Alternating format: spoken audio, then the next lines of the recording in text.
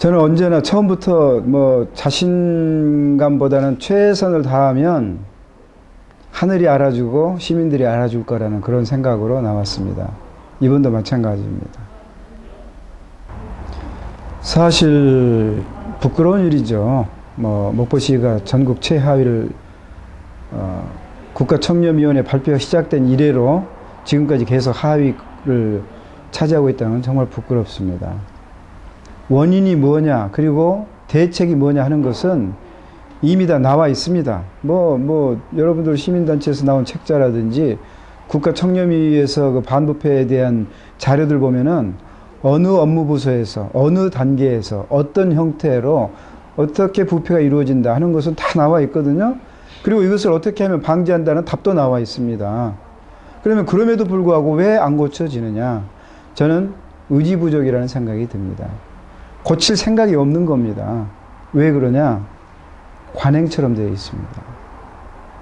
뿐만 아니라 이것이 위에서부터 아래까지 이 부패의 고리에 자유로운 사람들이 없다시피 되어 있는 그런 구조적인 문제 때문에 이것을 고치려고 하지 않는 겁니다. 저는 의지 부족이라고 밖에 생각을 않거든요.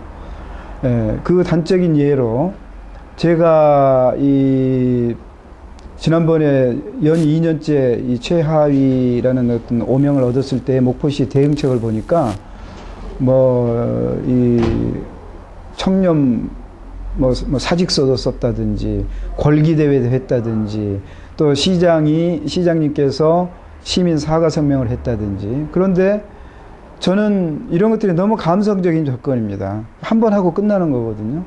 문제는 근본적인 문제를 해결하려는 그런 의지를 보여줘야 되는데 그런 것은 없었습니다.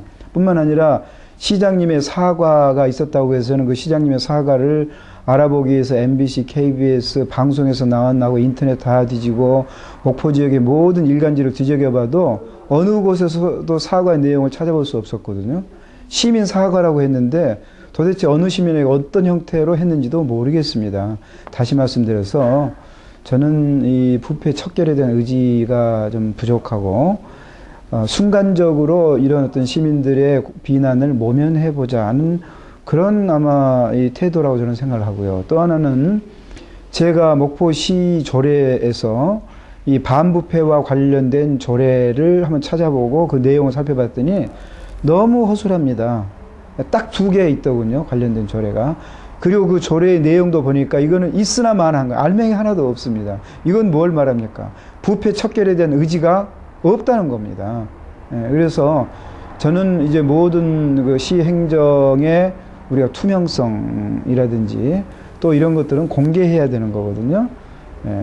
그리고 지금 최근에 이 주민소환제라고 하는 것이 이제 입법이 참 다행스러운데 엄부스만 제도라든지 주민소환제라든지 이거 부패와 관련된 다양한 그런 법령들이 만들어지면은 또는 안 만들어졌다 하더라도 저는 목포시에서 앞장서서 정말 여기에 대한 척결 의지가 있다면은 제도적으로 이 문제를 해결해 나가야 된다고 봅니다. 그리고 이제 또 하나는 이 목포시에 보면 감사 담당관실이라고 있는데 사실은 목포시가 5개 내지 6가지의 그 5중 6중에 감사를 받습니다.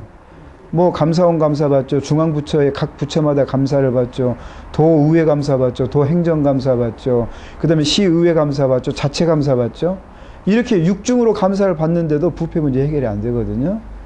제가 볼 때는 가장 가까운 곳에 있는 자체 내부의 감사 담당관실에서 제 기능을 해야 됩니다. 그러나 형식적이잖아요. 감사 담당관실에서 감사 업무 제대로 하는 거 보셨습니까? 저는 이런 것들이 제대로 기능된다면 부패 문제 해결은 어렵지 않다고 봅니다.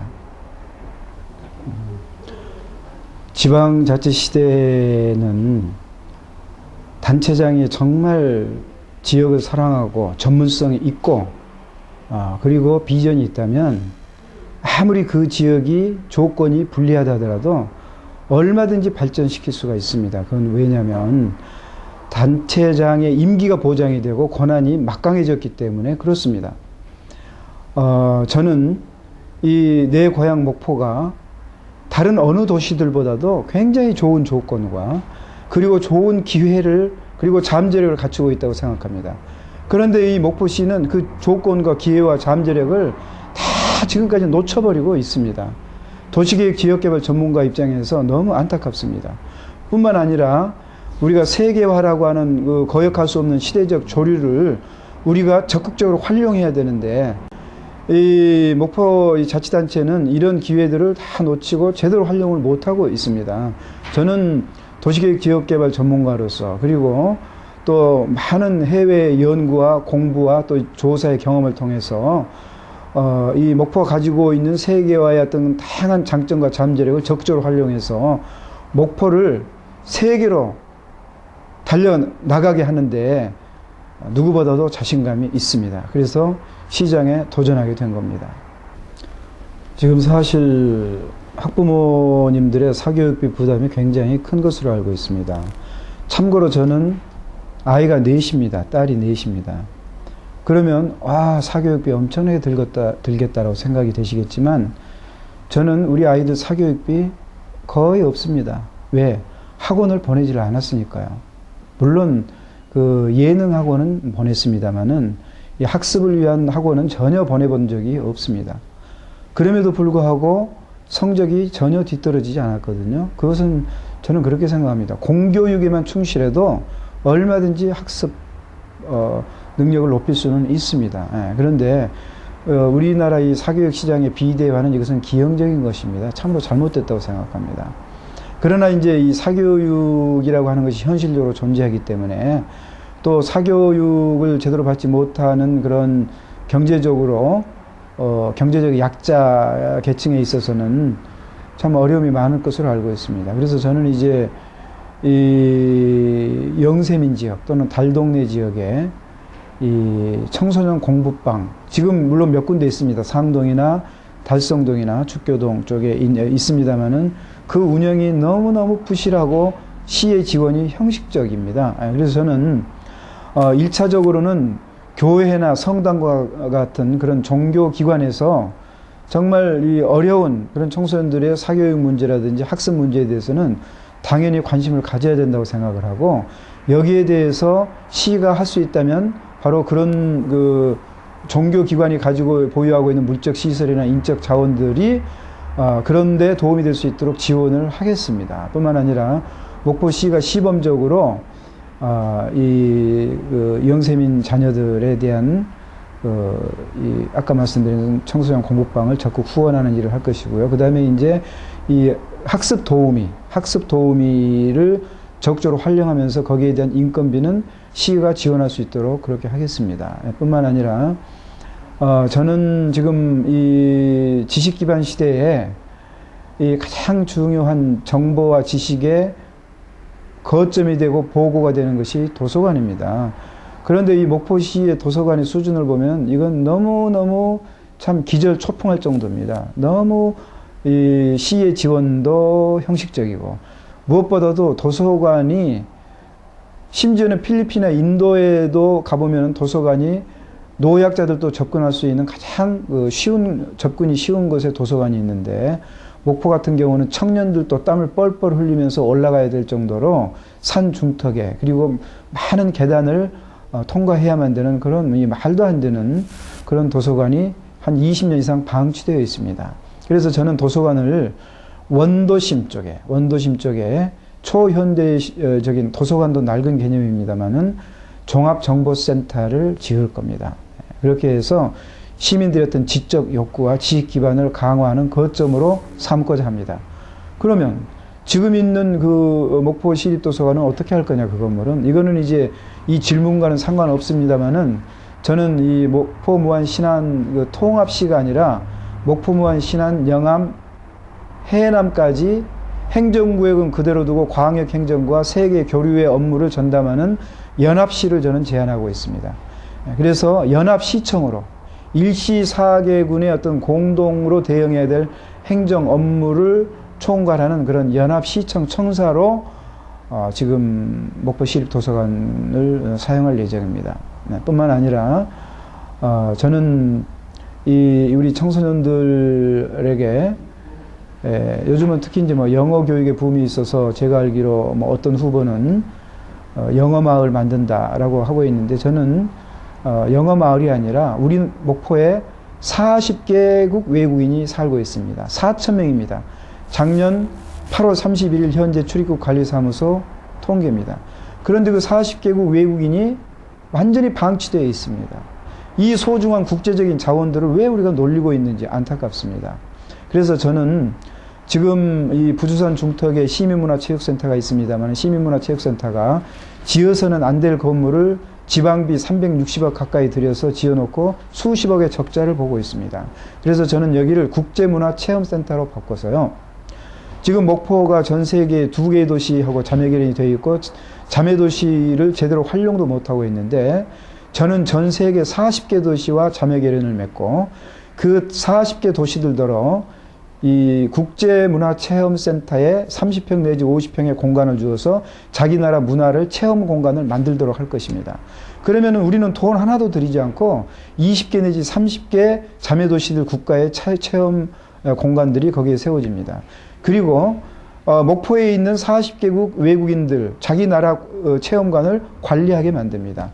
뿐만 아니라 40개의 이 자매도시들에게 매년 2명씩의 청년들과 청소년들을 상호 방문하게 합니다.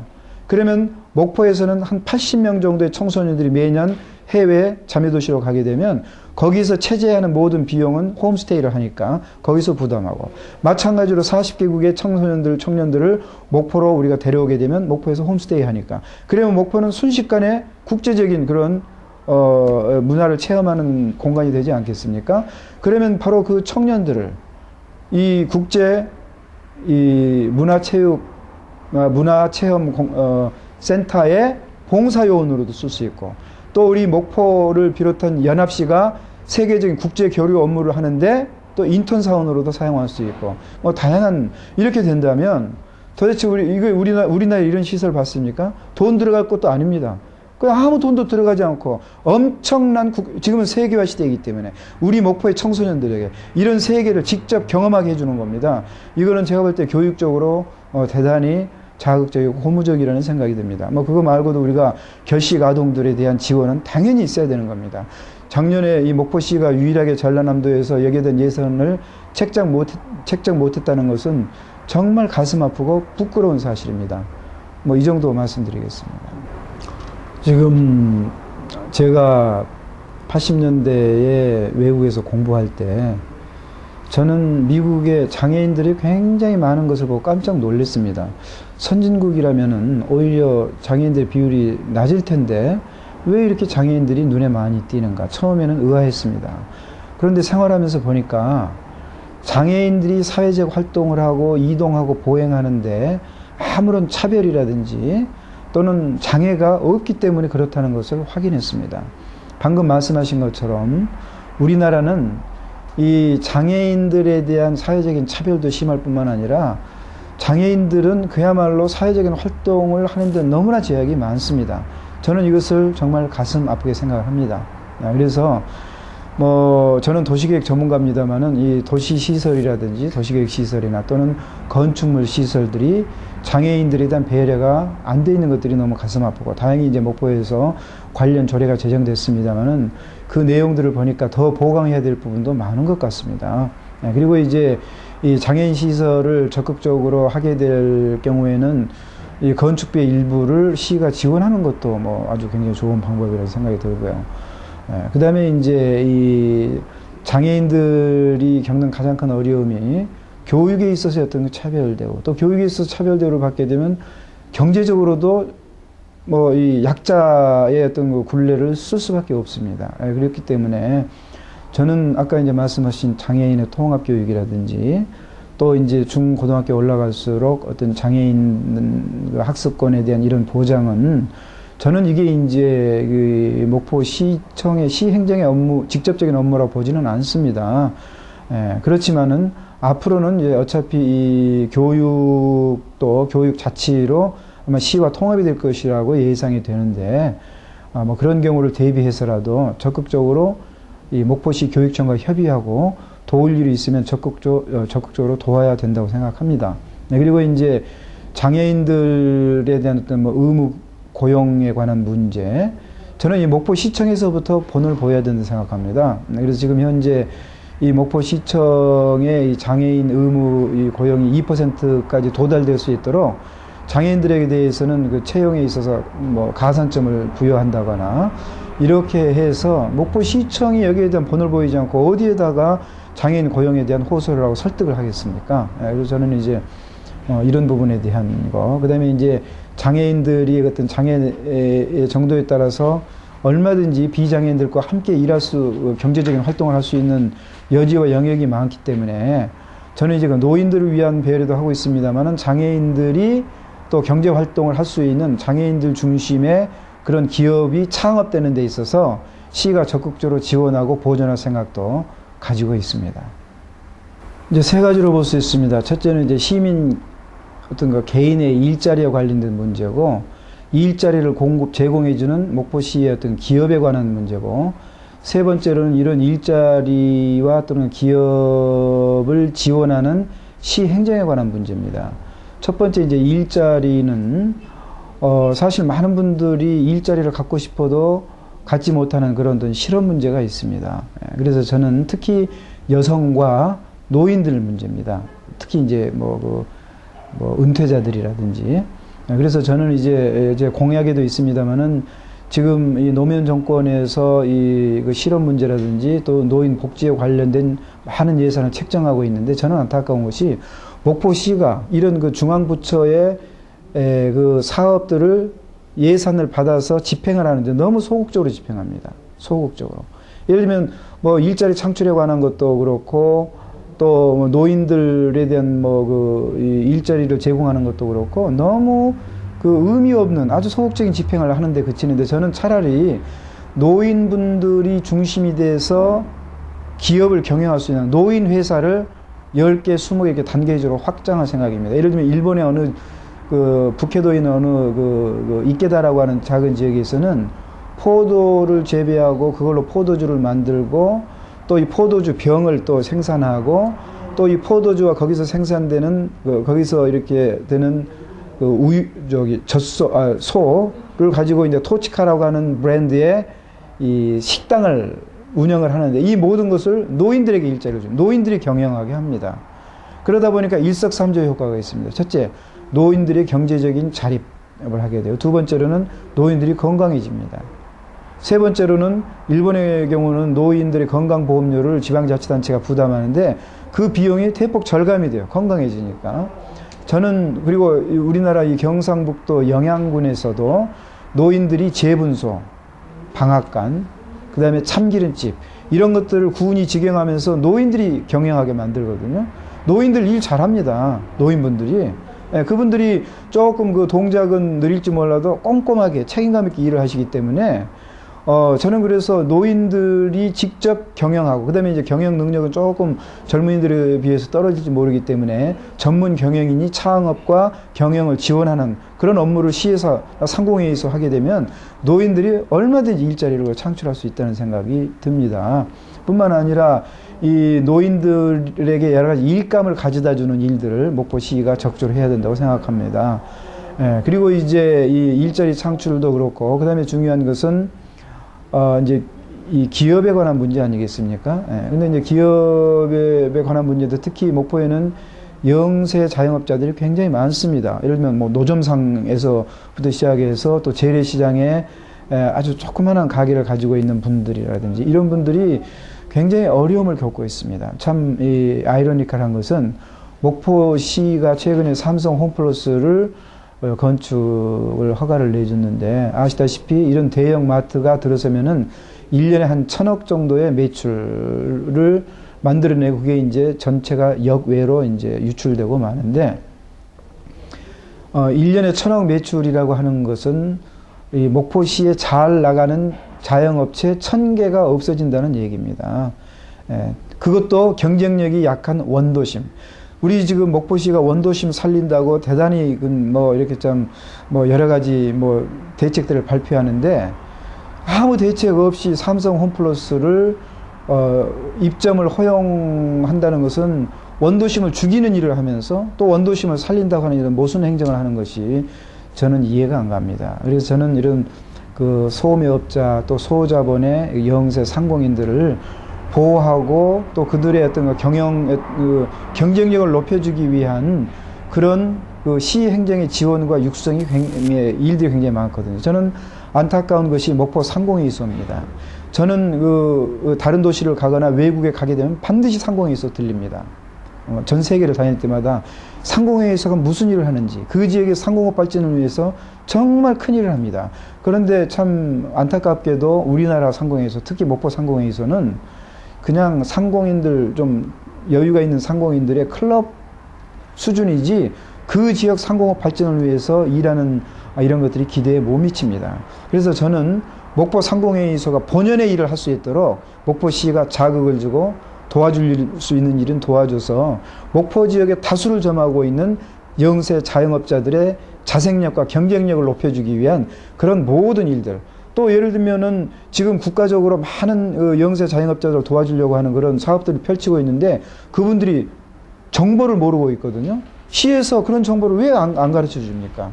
그런 기회도 가르쳐 주고 또 그런 것들을 알선해 주고 뭐 할 수 있는 일이 많습니다. 그런 일을 제대로 안고 있지 않습니까? 그래서 이제 그런 부분이 있고요. 그 다음에 이제 목포시는 요즘은 뭐 벤처 산업이다 또 뭐 하이테크 산업이다라고 얘기하는데 목포라고 하는 그 지역의 어떤 지식 기반이라든지 여건을 보면은 벤처니 또는 뭐 하이테크는 어울리지 않습니다. 목포 지역에 적합한 그런 전략적인 기업과 산업이 뭔지를 정말 냉정하게 찾아서 그 산업에 집중 육성 지원을 해야 됩니다. 그런데 우리는 너무나 이것을 뭐 어디에서 바이오 산업한다 그러면 우리도 바이오, 어디에서 하이테크다 그러면 하이테크, 뭐 이렇게 중구난방으로 하다 보니까 집중과 선택 전략을 전혀 구사하지 못하고 있습니다. 저는 특히 이제 요즘 하이터치라는 말로 해서 감성 산업이라고 하는데 우리 목포 사람들이 가지고 있는 그 깊은 감수성과 예술적인 본능적인 끼 있지 않습니까? 이런 것들을 어떤 산업과 접목시킬 수 있는 것들이 많거든요. 그게 감성산업입니다. 그것이 가장 대표적으로 성공하고 있는 나라가 이태리거든요.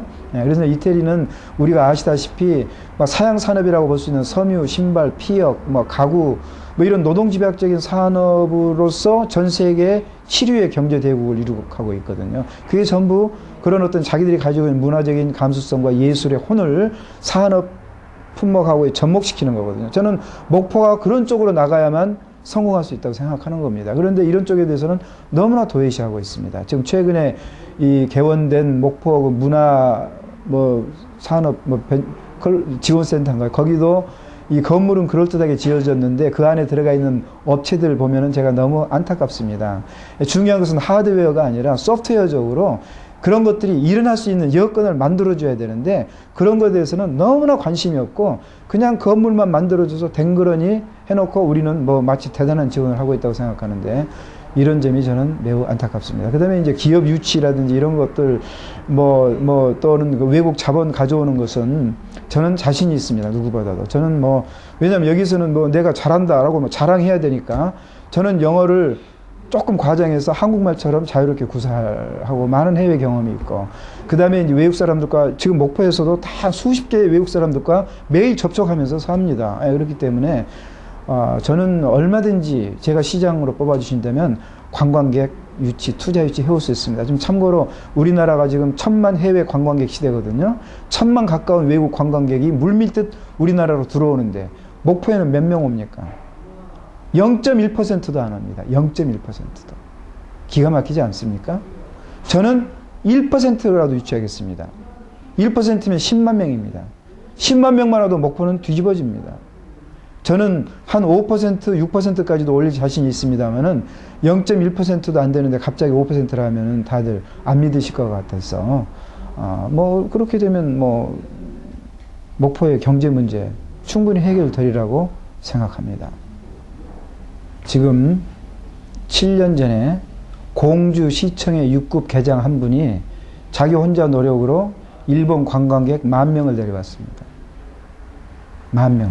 공무원 한 사람의 노력으로도 10,000명 데려옵니다. 그 다음에 한 5, 6년 전에 일본 후쿠오카의 아시아나 항공 지점장이 광주분입니다.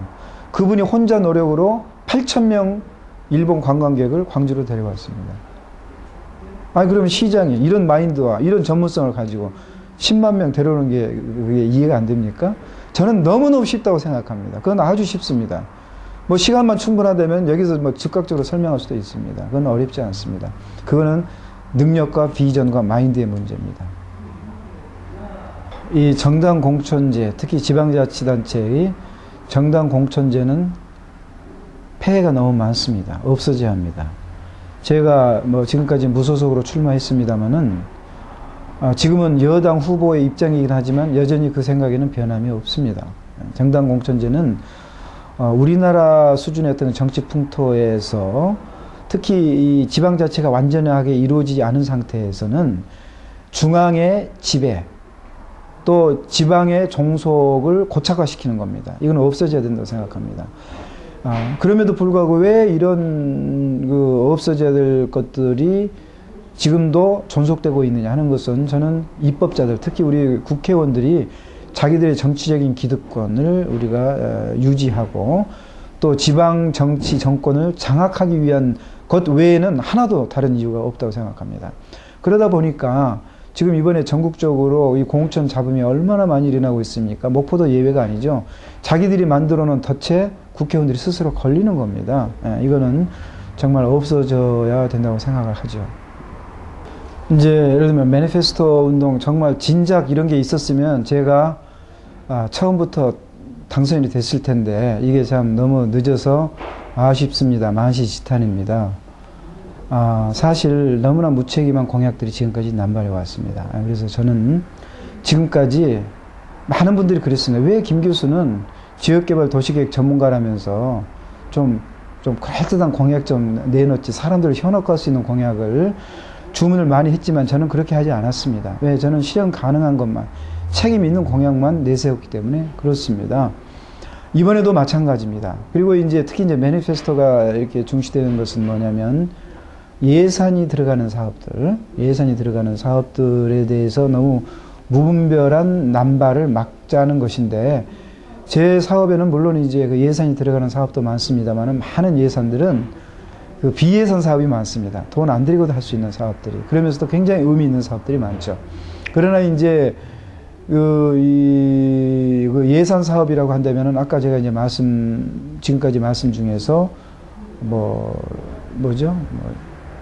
시민문화체육센터를 바꿔서 국제문화 체험센터를 만든다거나 그 다음에 시립도서관을 초현대식으로 만든다거나 이런 것들은 물론 예산이 들어가는 겁니다. 그 다음에 이제 제가 오늘 이 얘기는 안 했지만 관광 운하는 상당히 많은 예산이 들어갑니다. 그러나 이제 이런 부분에 대해서도 저희들이 그 예산에 대해서 다 검토를 했습니다. 그런데 이제 어떤 분들은 이건 너무 황당하다 라고 반응을 보인 분들도 있습니다.